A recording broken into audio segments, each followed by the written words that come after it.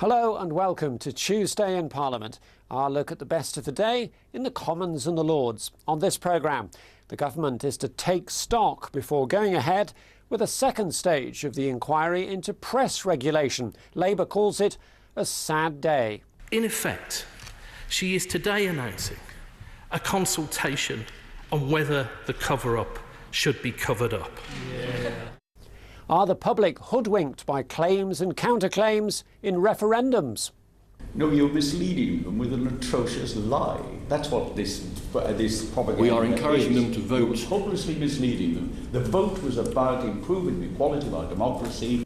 And the moment a peer who hails from north of the border gave a message, Glasgow style. Would it be appropriate to say to these people, "Hod your wished"? But first, the government is to hold a 10-week consultation exercise before deciding if Part 2 of the Leveson inquiry into the regulation of the British press should go ahead. Part 1 of the inquiry by Lord Justice Leveson studied the culture and ethics of newspapers. Part 2 is due to probe deeper into wrongdoing in the press and the police. The Culture Secretary, Karen Bradley, also announced that the government will consult on whether to implement legislation which would force newspapers to pay all of the costs of libel or privacy actions brought against them, even if they win the case. First, she talked about what had been achieved in Part 1 of the Leveson inquiry. Part 1 made numerous recommendations, all of which are being addressed by the police, Her Majesty's Inspectorate of Constabulary, the Independent Police Complaints Commission and the College of Policing, where they relate to them.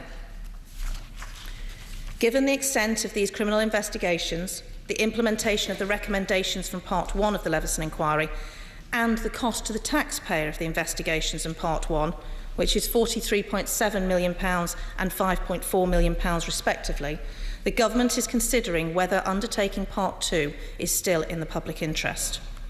We are keen to take stock and seek the views of the public and interested parties, not least those who have been victims of press abuse. The government is determined that a balance is struck between press freedom and the freedom of the individual. Those who are treated improperly must have redress. Likewise, politicians must not seek to muzzle the press or prevent it doing legitimate work, such as holding us to account. And the police must take seriously its role in protecting not only its reputation, but also those people it is meant to serve. This is the balance that we wish to strike, and this consultation is the most appropriate and fairest way of doing so. I commend this statement to the House. Yeah. Tom Watson. Mr. Speaker, what a sad day this is. Yes. At least I'm grateful to the Secretary of State for giving me an advance copy of her statement an hour ago. 947 days after all parties reached an agreement to implement the recommendations of the Leveson inquiry in full. Leveson's Part 2 is the investigation into how the cover-up of phone hacking was conducted. In effect, she is today announcing a consultation on whether the cover-up should be covered up.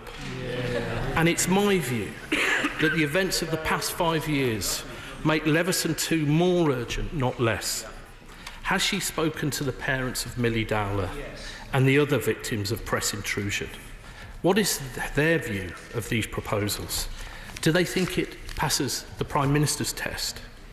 Are we really protecting the people who've been caught up and absolutely thrown to the wolves? Yeah. I too believe in a free press, but I also believe in a responsible press.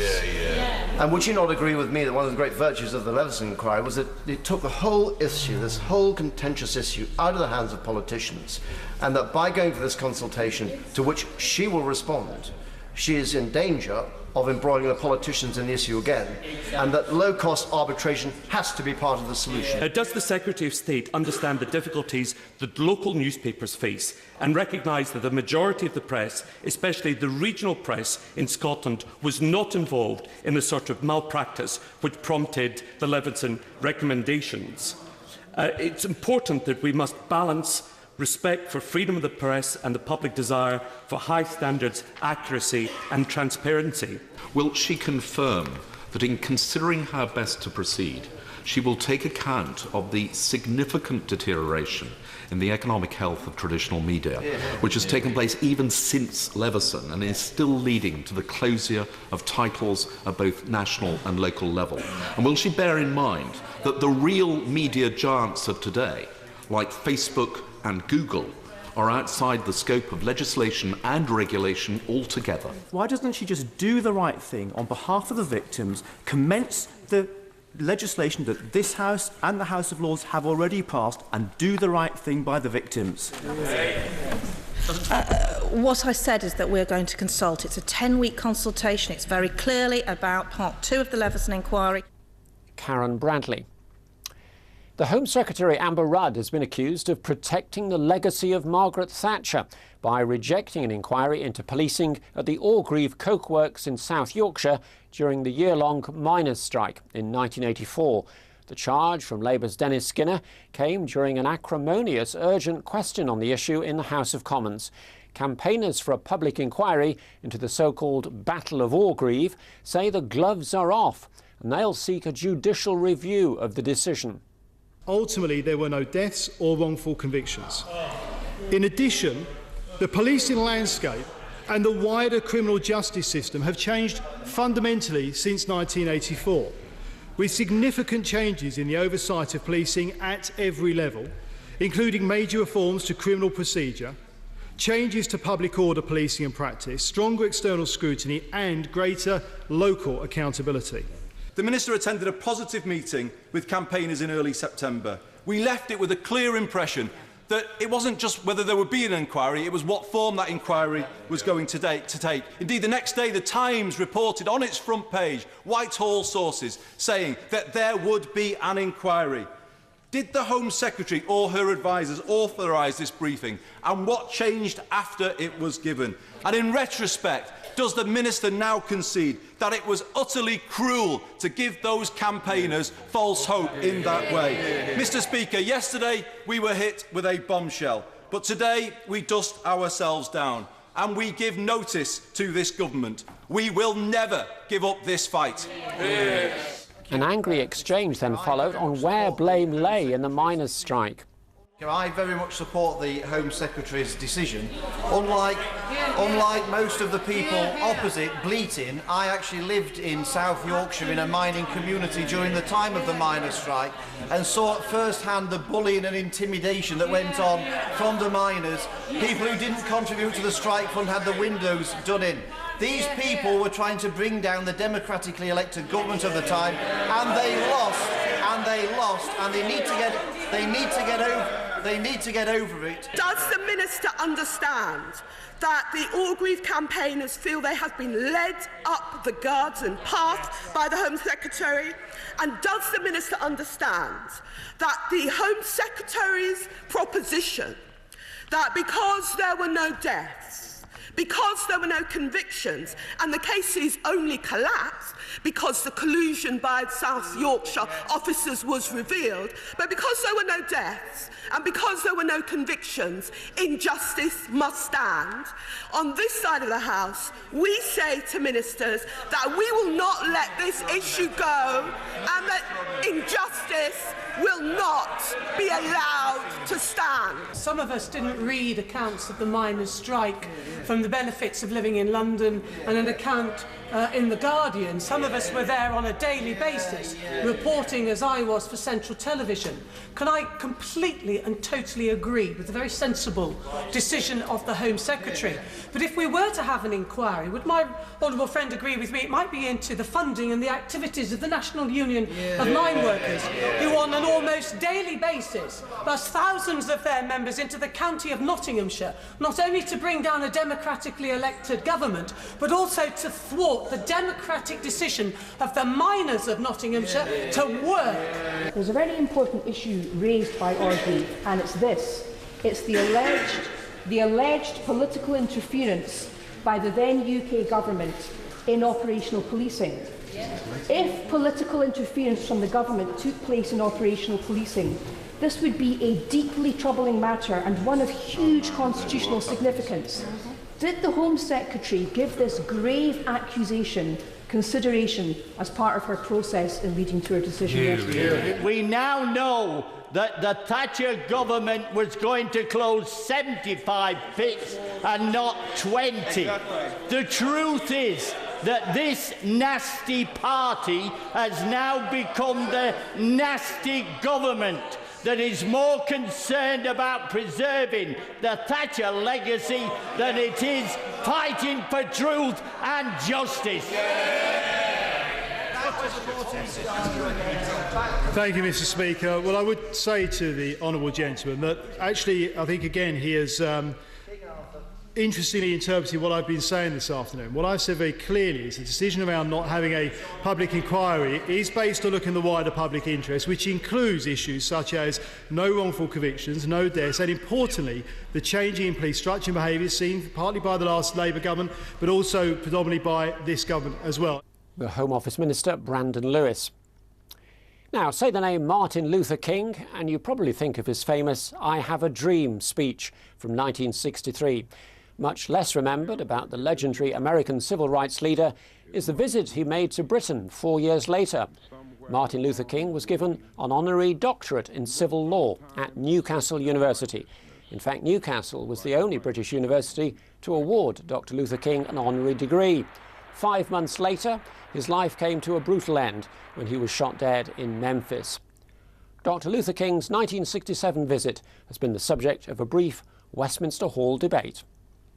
Dr. King held the audience spellbound as he spoke of his struggle for racial justice and I quote, "the three urgent and indeed great problems that we face, not only in the United States of America, but all over the world today.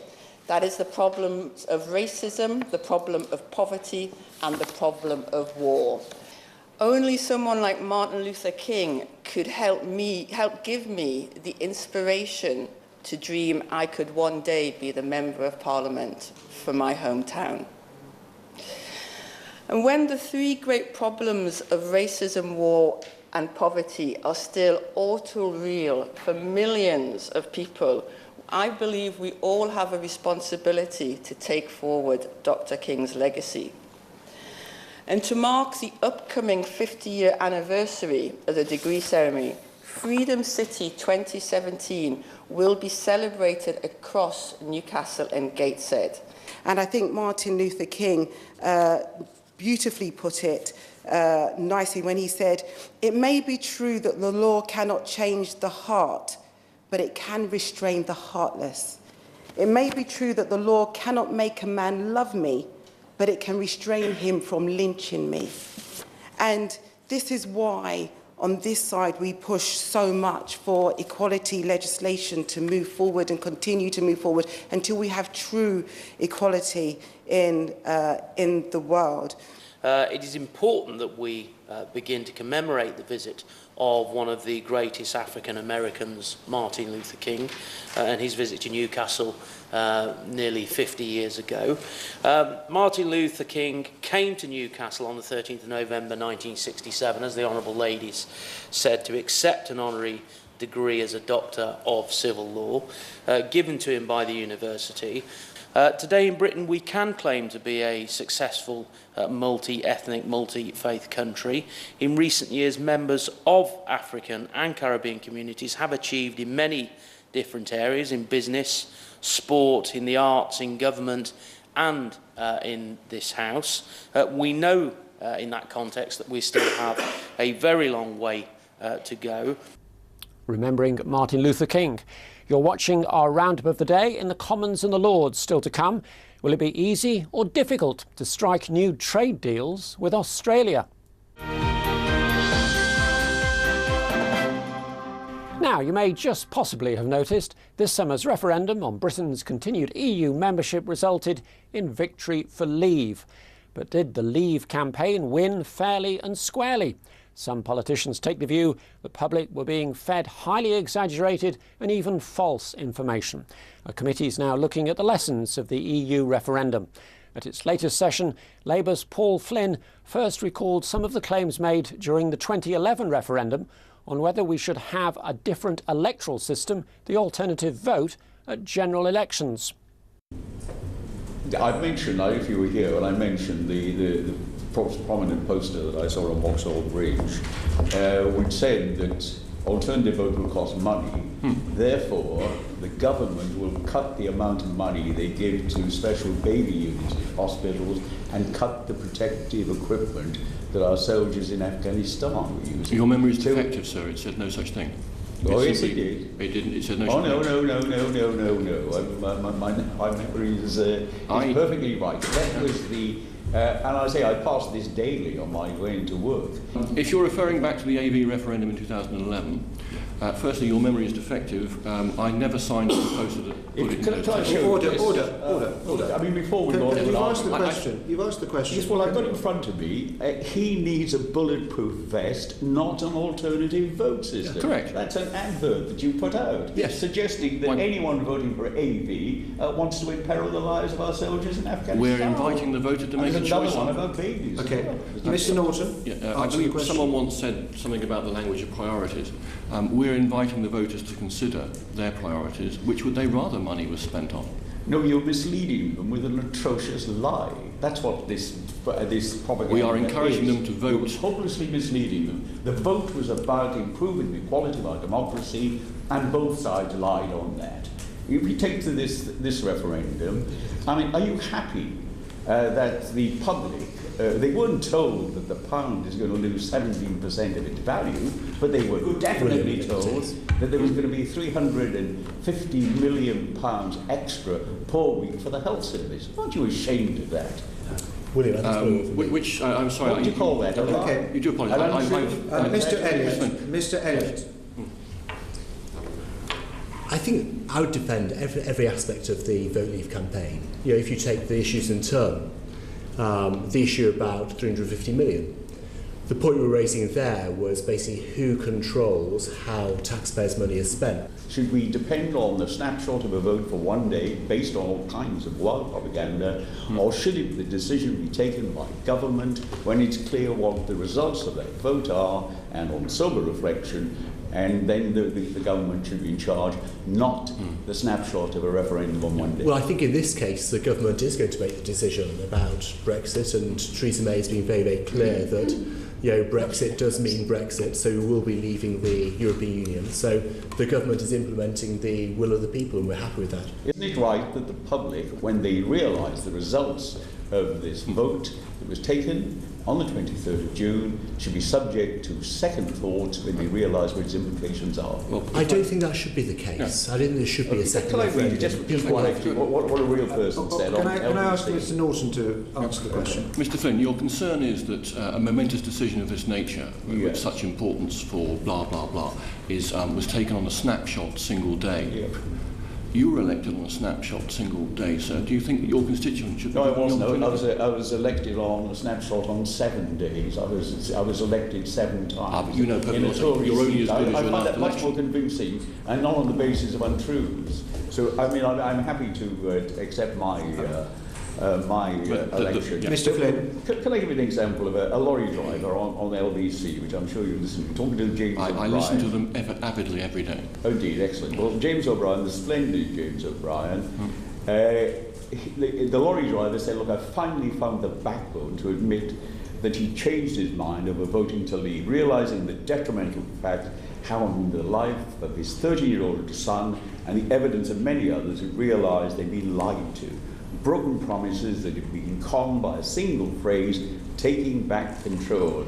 He then said he feels less in control of his life than ever. Now, isn't it right that lots of people like this, a lorry driver and others, should take a mature decision and have a second vote when it's clear what the disasters that lie ahead are? There's actually lots of evidence to suggest that more people regret voting Remain than regret voting Leave.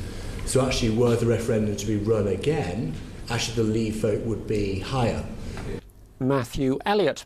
Well, staying with matters of leaving the EU, the government's post-Brexit plans appeared to suffer a setback last week when the Australian Trade Minister revealed he'd been given advice saying entering trade talks with Britain before Brexit was completed would be illegal. The International Trade Secretary, Liam Fox, had intended to start negotiating trade deals with states like Australia before the two-year Brexit process comes to an end, thought to be in 2019. The issue surfaced at question time in the House of Lords.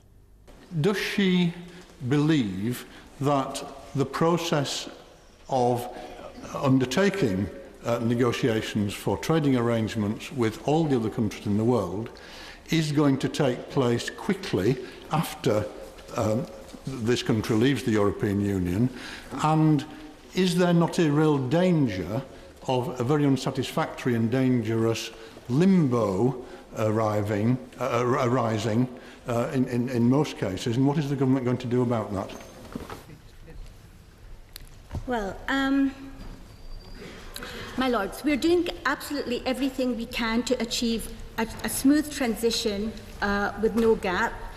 The Australian Trade Minister himself has said that he would want to conclude a free trade agreement as quickly as possible after Brexit, and this is the UK government's position too. Could my noble friend confirm that there is no EU free trade agreement with Australia, that for years they've tried and failed to achieve one, that you don't need to have a trade agreement in order to trade, and that once we've left the European Union, we'll be able to negotiate a trade without having to satisfy 27 other countries? Why does Germany do far more trade with India, while Germany is a member of the EU, than we do, i.e. the EU is not stopping us? And isn't it true that the EU leave us open markets with the clout of 27 members, which is great more than the clout of one member? Yeah.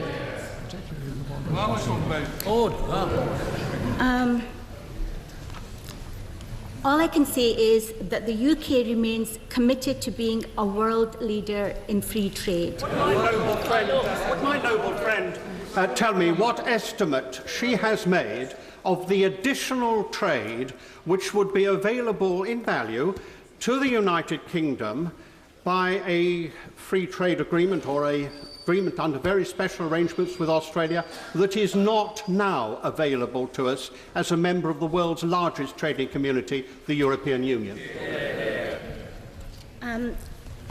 I do not have figures of what might happen. All I can say is that we have about £10 billion worth of trade in goods and services currently with Australia. We are in the fortunate position of having the same legal system, the same language, the same culture, and so on and so forth. And so these are all positives towards actually negotiating a free trade agreement to further enhance what we already have. My Lords, can the noble Lord the Minister, noble Lady the Minister, confirm that there is nothing to inhibit discussions and indeed agreements on memorandum of understanding over trade, even while we are a member of the European Union, and that those memorandum of understanding might well then form the basis for trade agreements after we leave? I absolutely agree with the noble lady. Could it be by some quite unimaginable stretch of the imagination that those noble lords who keep moaning about Brexit are trying to justify the dire warnings about what would happen if we did leave? For instance, a third world war. And as the minister and I come from the fair city of Glasgow, would it be appropriate to say to these people, "Hod your wisht"? Yes, well, I think my noble lord has taken the words right out of my mouth. Now, could these creatures soon be in great demand at the Ministry of Justice? Eagles are being employed by police in Holland to tackle illegal drones. A number of tests have been conducted since January. Police in Holland say the birds are not in any danger. So could police soon be announcing not so much the eagle has landed as the eagle has taken off? The prospect was raised at Justice Question Time in the Commons. Can smuggling into prisons by drones be stopped? Minister. Very pithy question, Mr. Speaker. The new threat by drones is a game changer, not just for prisons, but other parts of government. That is why I'm working with ministers across the government to engage with drone manufacturers to find a solution to this problem. I'm keeping a close eye on what is happening internationally, particularly in Holland, where they're using eagles to stop drones. And I'm sure, Mr. Speaker, we will find a solution in the UK that will take off. Sam Guimar with just about the worst pun of the day. That's it for this programme. Do join me for our next Daily Roundup. Until then, from me, Keith McDougall, goodbye.